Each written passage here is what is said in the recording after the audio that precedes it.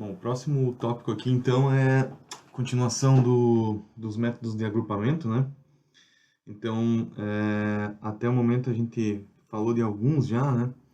E agora eu vou continuar aqui num outro conjunto de métodos, chamados Spectral Clustering, o agrupamento espectral, né? Fazendo um resuminho do que a gente viu até agora e o que tem de diferente no que a gente vai ver, por que eu gosto de comentar desses outros métodos de clustering, né? Então, a gente viu lá, por exemplo, o K-means, né? Ele, por ser baseado em distância euclidiana, ele espera que os grupos tenham um formato esférico, né? Então, ele espera que os grupos sejam formados por esferas ou hiperesferas aqui, né? No espaço de características lá, né? Então, ele é um tipo de agrupamento mais focado na questão da localização do cluster, né? Então, se você não cair muito nessa abordagem aqui se os seus dados não tiverem esse formato, né, eventualmente pode não ser uma boa escolha usar o K-means, né? Existem algumas formas de você tentar tornar, digamos, os teus dados com mais cara de esférico, né, ou distância euclidiana, né? Existe, para poder usar a distância euclidiana ou métodos baseados em distância euclidiana, né? O nome dessa abordagem é whitening. De repente você pode dar uma procurada aqui, se esse for o caso, às vezes pode ajudar tentar deixar os teus dados com essa cara aqui, né? De certa maneira, remover a correlação que existe ali quando a matriz de covariância ela é não diagonal, né? Bom, então o K-means tem essa limitação. O hierárquico, né? Ele também usa distância euclidiana, então ele também, de uma certa maneira, espera que os dados tenham um formato esférico, né? É, sofre da mesma limitação do K-means aí, né? O modelo baseado em mistura de gaussianas, ele já é um pouco mais genérico, né? É, já que ele permite dados esféricos ou elípticos, né? Então ele também permite uma característica mais de densidade aqui, né? Enquanto que o K-means e o hierárquico são de localização, né? Então essa aqui é mais ou menos o cenário dos métodos que a gente viu até agora, tá? Bom, o que acontece então se a gente tiver esses casos aqui, né? Onde a cor aí representa o tipo de agrupamento que a gente espera encontrar, tá? O que acontece se a gente usar esses métodos nesse cenário aqui, né? Ou nesse aqui, ou nesse aqui. Pause o vídeo e tente dar uma olhada aí para ver o que você conclui com relação a esses métodos que estão expostos aí. Bom, fatalmente não vai funcionar, né? Então, eventualmente a gente vai acabar tendo um agrupamento que pode fazer com que junte essas coisas aqui para elas estarem perto, né? Do ponto de vista de distância euclidiana, se você estiver trabalhando com K-means ou hierárquico, né? A mesma coisa para esses caras aqui. Aqui também, eventualmente, pode acabar juntando esses exemplos. Aqui eu posso ter um cluster que tem, de repente, uma cara que mistura esses três exemplos. Aqui eu posso embaralhar tudo. Enfim, não vou ter o que eu tô querendo aqui obter, que é o que esse mapa de cores está me indicando por meio de cada uma dessas figuras que estão aí. Então, a alternativa aqui é usar esses agrupamentos espectrais, porque esses caras aqui eles são focados nessa questão da forma, né? Então, eles que são mais adequados, eventualmente, para esse tipo de abordagem, né? Qual que é a ideia geral do Spectral Cluster? Eu vou mostrar a visão geral dele, depois a gente vai discutindo mais matematicamente o passo a passo desse processo, tá? Então, a primeira coisa que a gente vai fazer é construir um grafo, né? Então, ele é baseado em grafo. Já vou definir melhor o que é importante da teoria de grafos para nós aqui, né? Que ele olha basicamente para a vizinhança próxima, né? Então, ao invés de olhar para um todo, né? Ele olha para o que está acontecendo numa vizinhança próxima dos pontos aqui, né? Então, essa vizinhança próxima, você olha no nível mais macro e depois você vai aumentando isso no nível mais micro e depois vai aumentando isso para um nível mais macro, né? Então, esses agrupamentos espectrais, eles olham essa vizinhança local, né? Isso utilizando então um grafo para essa representação, tá?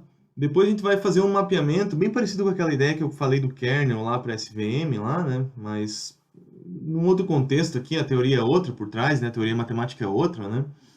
Então, a gente vai fazer um mapeamento desses pontos para um novo espaço, né? Onde a representação desses grupos fica mais evidenciada. É como se a gente pegasse, por exemplo, esse caso de baixo aqui, essa última imagem, e os vermelhos a gente conseguisse deixar eles localizados numa região, esses azuis aqui numa outra região, e esses verdes aqui numa terceira região, aonde eventualmente aplicar um K-means pode ser mais fácil e mais direto, né? E aí a gente, digamos, consegue fazer com que essa característica aqui dessa distribuição intrínseca dos dados aqui, né, seja mapeado para uma mesma região através nesse mapeamento, né? Esse mapeamento se chama de spectral embedding, né? Mapeamento espectral. Então esse é o coração desses métodos, né? E aí a gente realiza o agrupamento nesse novo espaço usando, por exemplo, um K-means, né? Então eu vou tentar explicar matematicamente todas essas etapas aqui, né? Vou começar aqui com teoria de grafos, depois o que significa esse mapeamento, né? Essa última etapa é mais simples, é basicamente aplicar um K-means, né? E aí lá no final eu vou tentar montar um algoritmo um pouco mais detalhado para esses métodos de agrupamento espectral. Então, primeira etapa, primeira parte do processo aqui é falar sobre grafos, né? Então, vamos falar um pouquinho da teoria de grafos. Então, o que é a teoria de grafos? Então, é um ramo da matemática discreta, né? Que estuda as relações entre os objetos em um determinado conjunto. Então, tá relacionado aí à teoria de conjuntos, tá? Da teoria de grafos, o que é importante para nós, tá? Primeira coisa, definir um grafo, né?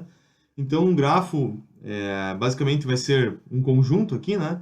Formado por vértices e arestas, né? Ou edges, né? Então, eu tenho vértices, ou seja, eu tenho pontos que eu eventualmente quero realizar uma conexão, né? E entre esses pontos eu tenho as arestas, os edges aqui, que fazem de fato a conexão entre esses pontos, tá? Então, esses pontos aqui podem ser usados para modelar diversas coisas, né? Então, a teoria de grafos é bem vasta, né? E é uma teoria aplicável em vários contextos. Para nós aqui, a gente pode imaginar cada vértice aqui como uma espécie de um exemplo do nosso conjunto de dados. Então, cada pontinho desse aqui, cada vértice do grafo pode ser pensado como uma parte do conjunto de dados que a gente tem, né? Então, um exemplo lá, né, do conjunto de dados. E as arestas é alguma ligação que existe entre esses pontos. Por exemplo, pode ser a distância, pode ser eventualmente alguma característica da vizinhança, enfim, né? Isso aqui a gente vai ver melhor como discutir mais para frente, tá? Mas a gente vai tentar usar esse tipo de modelagem aqui, então, para a nossa abordagem de agrupamento espectral. Além disso, se usa bastante algumas matrizes aqui na teoria de grafos, né? Pode-se montar matrizes aqui que têm propriedades matemáticas bem interessantes para o que a gente vai fazer aqui na sequência. Então, a primeira delas é chamada matriz de adjacência, tá? Existem várias formas de definir essa matriz de adjacência, mas a maneira mais clássica, mais simples aí, né? É uma matriz que a gente vai representar por A, né? Sendo que os elementos I e J aqui vão valer 1 quando o nó, o vértice I e o nó, ou vértice J estiverem conectados, né?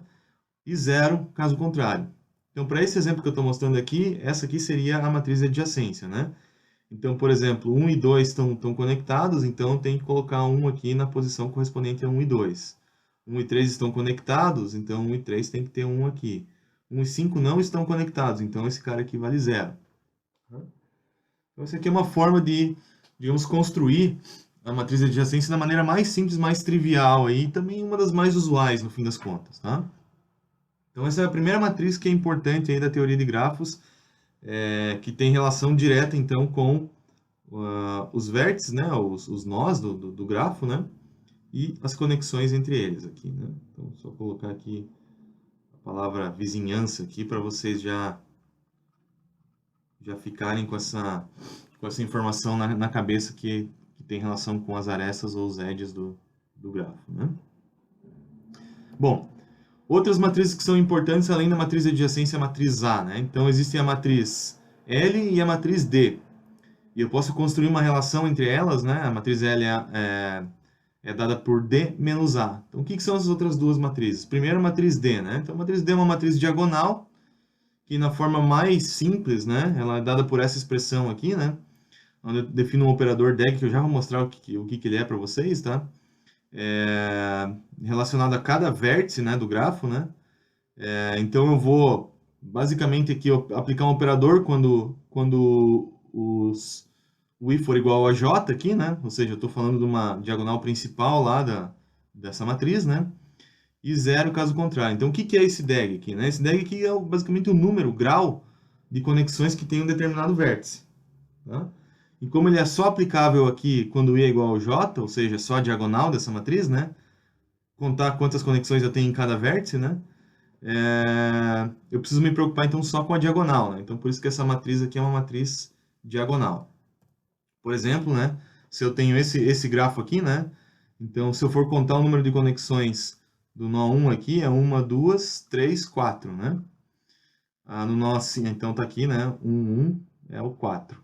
O 6, por exemplo, só conecta com o 4. Então, ele tem, nessa diagonal aqui, 1. Então, basicamente, é só fazer essa contagem aqui para obter essa matriz D, também da maneira mais simples aqui, né? Que é essa matriz diagonal. Tá? Bom, então, quando eu monto essa matriz D e dela eu subtraio a matriz A, que eu, por exemplo, defini no slide anterior, eu tenho a matriz chamada Laplaciana, que é a matriz L.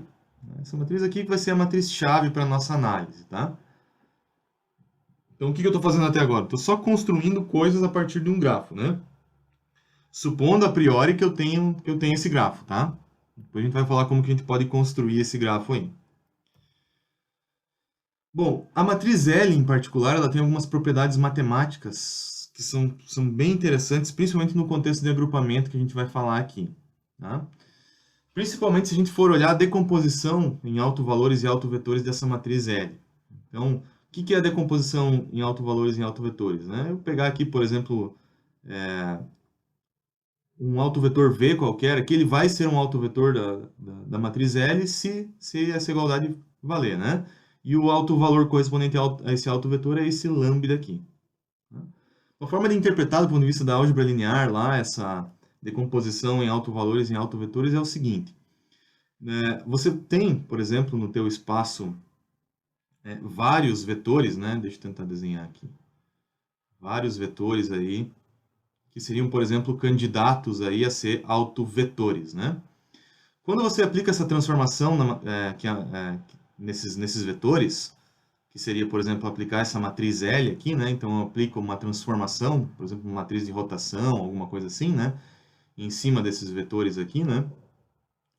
Aqueles que são autovetores, nesse espaço original aqui, né? Eles não vão sofrer nenhum tipo de rotação ou mudança na orientação. Então, se ele for um autovetor, a única coisa que vai mudar é essa magnitude dele aqui, esse lambda, né? Então, se esse cara aqui, por exemplo, for um autovetor, ao fazer essa transformação aqui, ele vai continuar com essa orientação aqui, né? Com uma magnitude maior, eventualmente até trocar o sentido, mas vai continuar nessa mesma orientação que ele tinha no espaço original. Tá? Então, só os autovetores é quem tem essa característica. E a quantidade que ele muda aqui, né, aumenta, diminui, ou eventualmente até troca de sentido, está relacionado com o lambda, que é então, o autovalor correspondente àquele autovetor. Se ele não for um autovetor, então não vale essa característica aqui. O que acontece é que ele eventualmente pode rotacionar. Então, esse cara aqui, vamos supor que ele passe por essa transformação, ele eventualmente tem uma rotação ou muda a orientação original que ele tinha. Mas isso é só um parênteses, né? O que é importante aqui é a gente olhar, então, essa decomposição em autovalores e autovetores dessa matriz laplaciana, então, né? A gente montou aqui por meio da matriz D e por meio da matriz A. Então, vamos supor que a gente tem aqui, ó, esse grafo que eu tô impondo para vocês aqui. Estou falando que ele tem essa característica, tá? Então, ele é um grafo que tem 13 pontos aqui, né?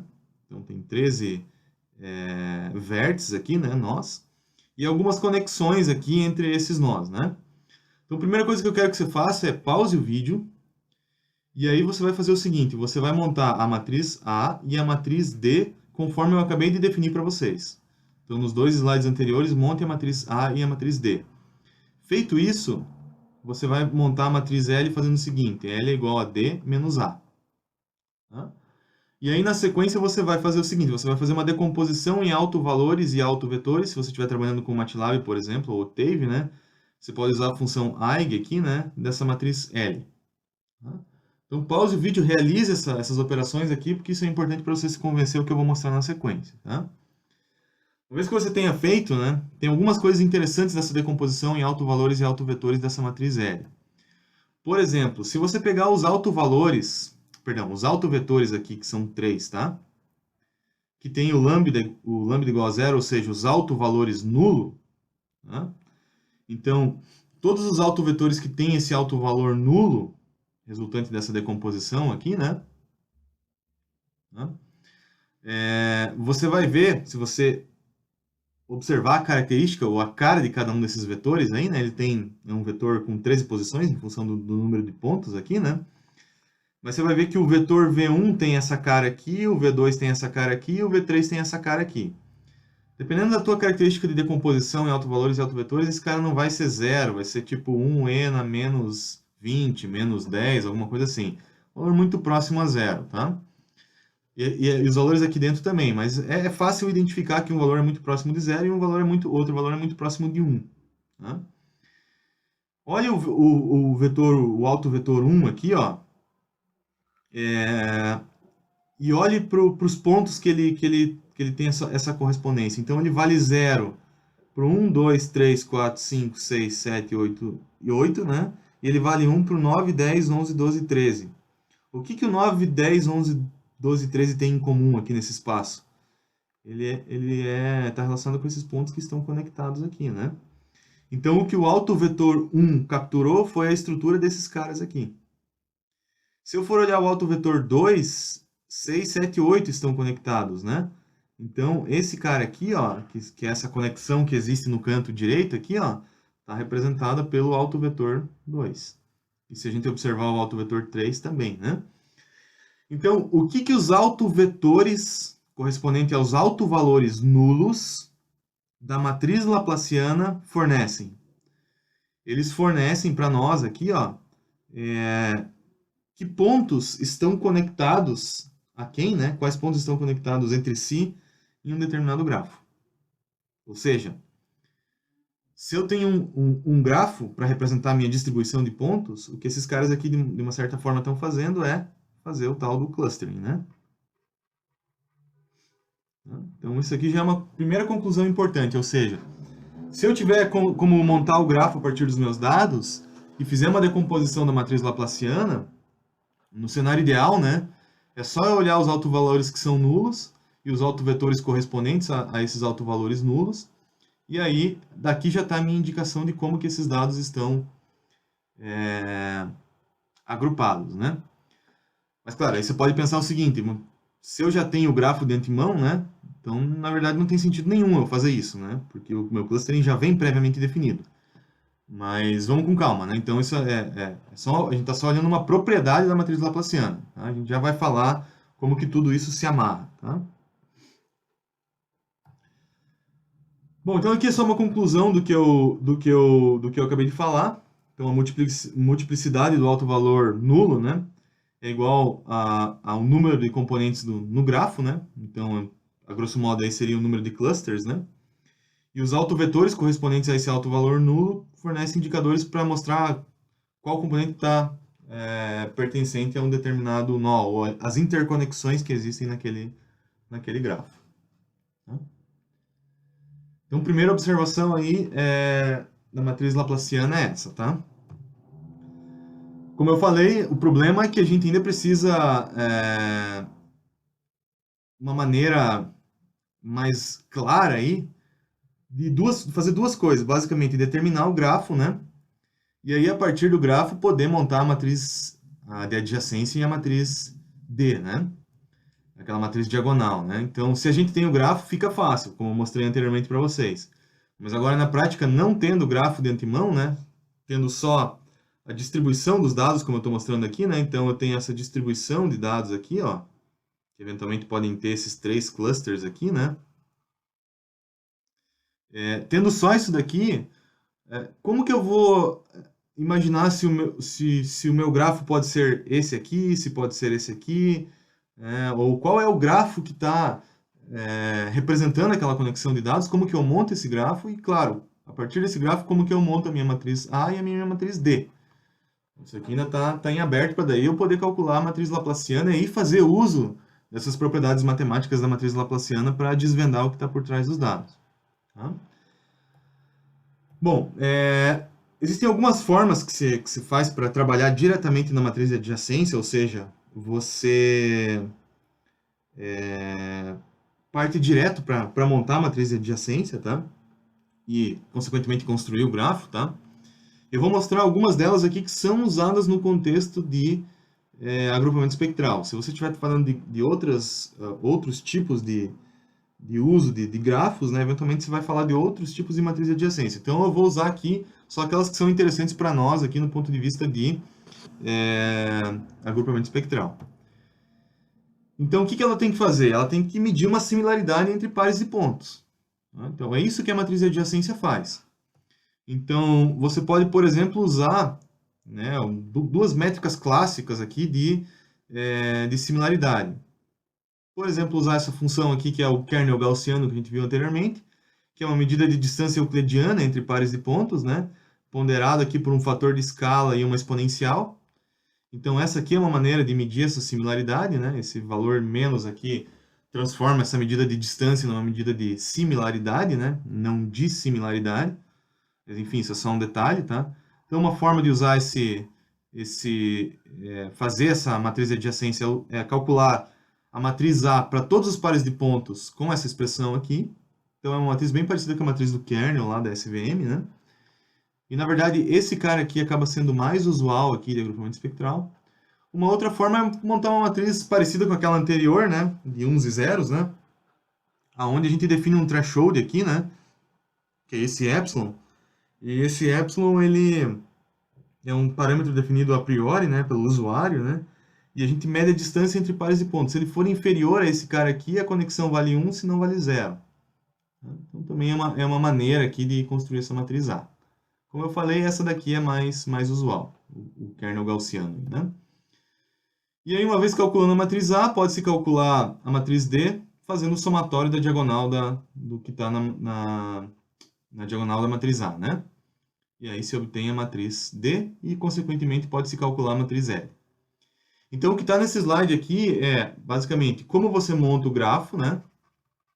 Como monta o grafo? Montar o grafo é basicamente definir a matriz A e a matriz D. Então, eu mostrei aqui como definir a matriz A e como definir a matriz D por meio dessas duas maneiras de conexão aqui, sendo essa baseada em kernel a mais clássica. E aí, com isso, eu consigo montar a matriz L, né? E aí eu posso, de novo, voltar para as características matemáticas da decomposição em autovalores e autovetores da matriz L, e aí poder inferir alguma coisa sobre o cluster. Veja que agora, né, o fato de eu usar esse tipo de conexão aqui, eu não sei de fato como que os meus dados estão conectados, né? Inclusive, ao usar uma equação como a equação do kernel gaussiano, eu presumo que, na verdade, todos os dados estão conectados contra todos, né? Mas claro que aqueles que estão mais próximos têm uma conectividade maior, então eu vou ter um valor mais próximo de 1 naquele nosso kernel ali. Tá? Ao passo que quando estiver mais longe vai estar próximo de 0. Mas, de fato, vai ser um kernel vai ser um grafo completamente conectado. Então, eu já não tenho mais aquela característica que eu tinha do grafo estar separado e aí a matriz laplaciana ser bem evidente com relação aos clusters, né? Mas mesmo ela estando completamente conectada, não inviabiliza, que é o que a gente vai ver na sequência aqui. Mas por enquanto é só importante você ter uma ideia do que eu estou falando aqui do ponto de vista de propriedades dessas matrizes, né? Se for o caso, pausa, volta aí, para a gente falar um pouquinho mais sobre o que acontece com a matriz laplaciana quando eu monto um grafo usando esse equacionamento aqui, ou esse, por exemplo. Tá? Bom, então o que acontece na prática, né, é que a gente pode ter um grafo completamente conectado ou ter uma grande quantidade de conexões entre o grafo, né? Mas ainda assim, os autovalores e autovetores da matriz laplaciana são muito, muito relevantes. Por exemplo, se eu tiver esse grafo aqui da esquerda, né, montei a minha matriz laplaciana e consegui isso aqui. Opa, esse é o melhor cenário de todos, né? Eu estou num cenário onde os meus vou ter 3 autovalores, eles vão ser nulos, né? E os autovetores aqui vão dizer quem que está conectado com quem, ou seja, quem são os clusters, tá? Na prática, como eu falei, esse aqui não é muito usual, né? O que acontece é que a gente está mais perto do cenário desse G1 aqui ou desse G2. Ou eu vou ter inúmeras conexões aqui, uma densidade grande de conexões, ou eu vou ter o cluster completamente conectado também, né? Então, nos dois casos, o cluster é completamente... O grafo é completamente conectado, me desculpem, né? Mas nesse caso aqui, a densidade de conexão é menor do que nesse aqui, né? Inclusive, eu poderia ter um cenário onde todo mundo está conectado com todo mundo. Beleza. Mas o que acontece então com a matriz laplaciana nesses casos aqui, né? Em ambos os casos, tanto a matriz do G1 quanto do G2 vão ter somente um único componente lambda 1 igual a zero, porque o grafo está completamente conectado. Não tenho esses, digamos, espaços que eu tenho aqui, né? De desconexão aqui, né?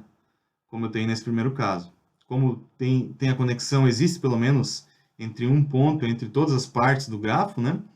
Então, isso significa que eu vou ter um único valor, lambda 1 igual a zero. Tá? Se quiser, você pode testar da mesma maneira que eu acabei de mostrar para vocês ali, criando a matriz de adjacência, diagonal, enfim, fazer a decomposição em autovalores e autovetores.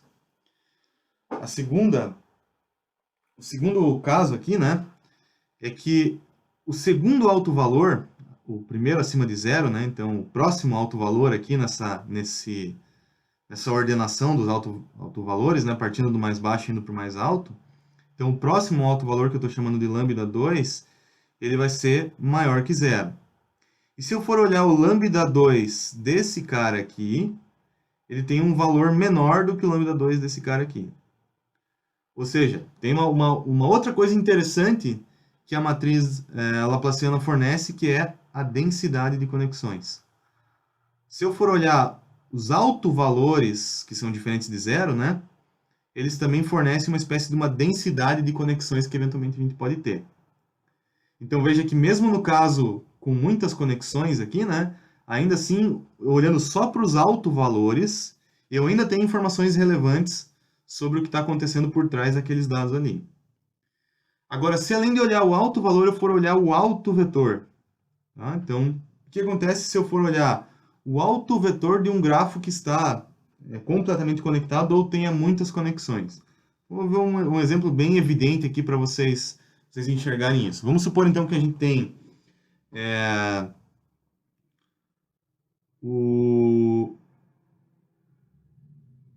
esse grafo aqui, ó. Né? Então, eu tenho esse grafo que foi dado aqui. E eu montei essas conexões aqui, 0,6, 0,7 e tal, né? Isso aqui foi dado, essa matriz de adjacência, ou foi calculado, não tem problema, tá? Por qualquer um daqueles métodos que eu falei anteriormente, por exemplo, esse aqui pode ser dado pelo Epsilon Neighborhood lá, né? Que eu comentei antes, né? Beleza, então isso aqui já nos foi entregue aqui, né? Também consigo montar uma matriz D aqui, que é somar essas conexões aqui, né? Para cada um dos nós. E aí monto uma matriz laplaciana dada por esse cara que está aqui, ó. Tá? Então tem essa diagonal aqui e tal. Então essa é a cara da matriz laplaciana correspondente a esse grafo aqui.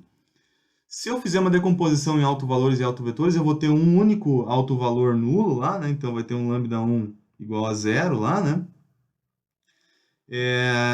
Indicando então que esse meu grafo está completamente... existe uma conexão, não existem espaços vazios ali, sem conexão entre uma região e outra do grafo. Tá? Então, eu tenho, digamos, uma densidade de conexão bem interessante. Mas se eu for olhar, então, o segundo autovalor, que é o que importa aqui, esse lambda 2, que vale 0,189, né?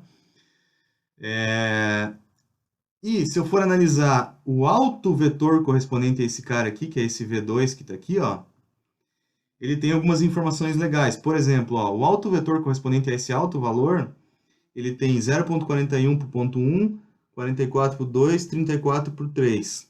Menos 0,4 por 4, menos 0,45 por 5 e menos 0,37 por 6.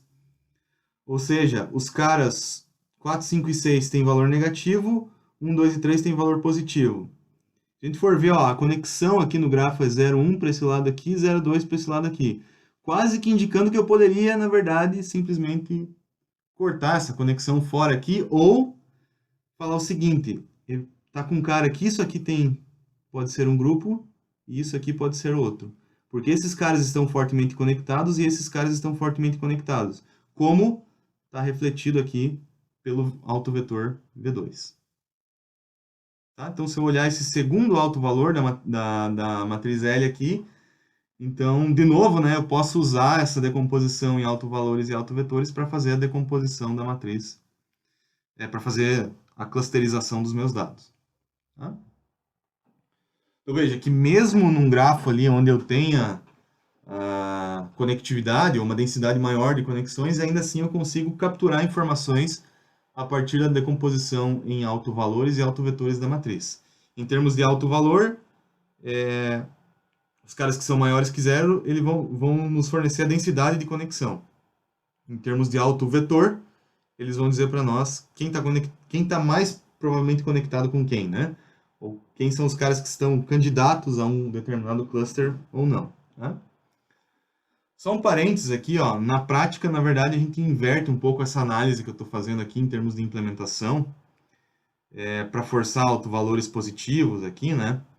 Então, inclusive eu fiz isso para essa matriz aqui. Então, por uma questão numérica, né? Então a gente força que essa matriz L aqui, ela seja uma matriz, matriz L seja semi-positiva definida. Ou seja, vai ter valores de autovalores somente positivos, né? Então, para fazer isso, a gente faz algumas coisas, né? Então, primeira coisa, a gente transforma essa matriz L por meio dessa transformação aqui, né? Usando a matriz D e a matriz A. E aí, cada elemento basicamente, no fim das contas, o que a gente vai fazer é pegar cada elemento da matriz IJ e aplicar essa equaçãozinha aqui, né? Aqui na forma vetorial e aqui abrindo um pouco mais esse equacionamento para explicar o que eu quero dizer com essa raiz quadrada aqui, enfim, né? Então, é só digamos, uma normalização que se aplica na matriz L para garantir que os autovalores sejam positivos. E isso inverte um pouco a análise, porque aí a gente acaba usando os maiores autovalores também, tá? Ao invés de usar os menores, como a gente estava fazendo aqui, né? A ordenação do zero para os maiores, na verdade, a gente, com essa normalização, tem que inverter a análise. Tá? Dito tudo isso, então, como que a gente constrói um método de agrupamento espectral? Vou mostrar o agrupamento espectral clássico aqui, o mais usual e mais recorrente de todos, tá? Que foi proposto lá pelo Andrew Ng, o Jordan e o Weiss, num paper de 2001, se não me engano.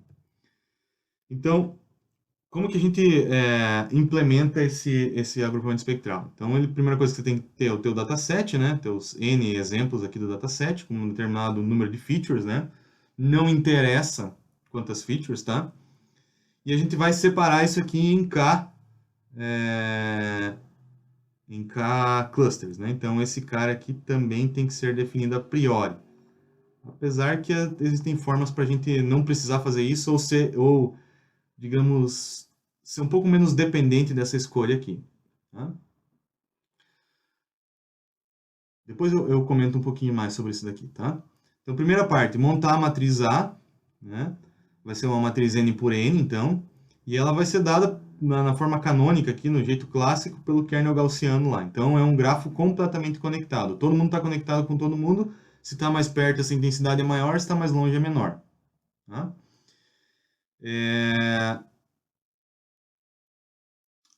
Tá. Aí ele força aqui, na verdade, né?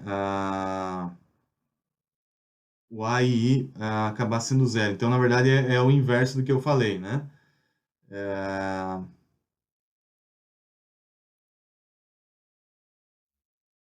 Não, beleza, é isso mesmo. Então, só forçando a diagonal ser zero, né? Tudo bem.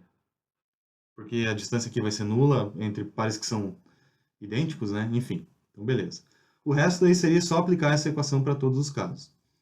Depois a gente vai montar a matriz D. Como que a gente monta a matriz D? Só somar os elementos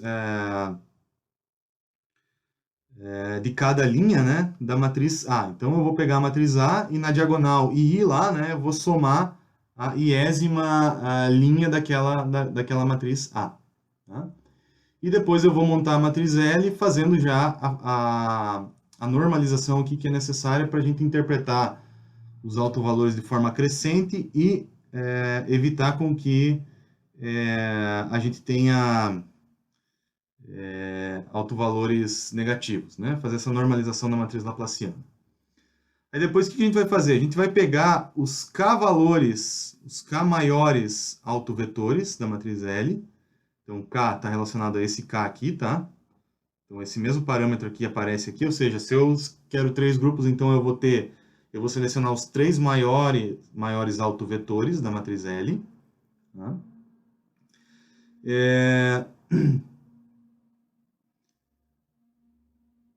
Tá. Isso tem uma observação aqui no fato de eles serem repetidos os autovalores aqui, tentar escolher autovetores que sejam ortogonais, enfim, tá? Esse é um detalhe de implementação, é importante tomar cuidado, tá? Mas o mais importante é que desses K autovetores que eu vou pegar aqui, eu vou montar uma nova matriz chamada matriz X.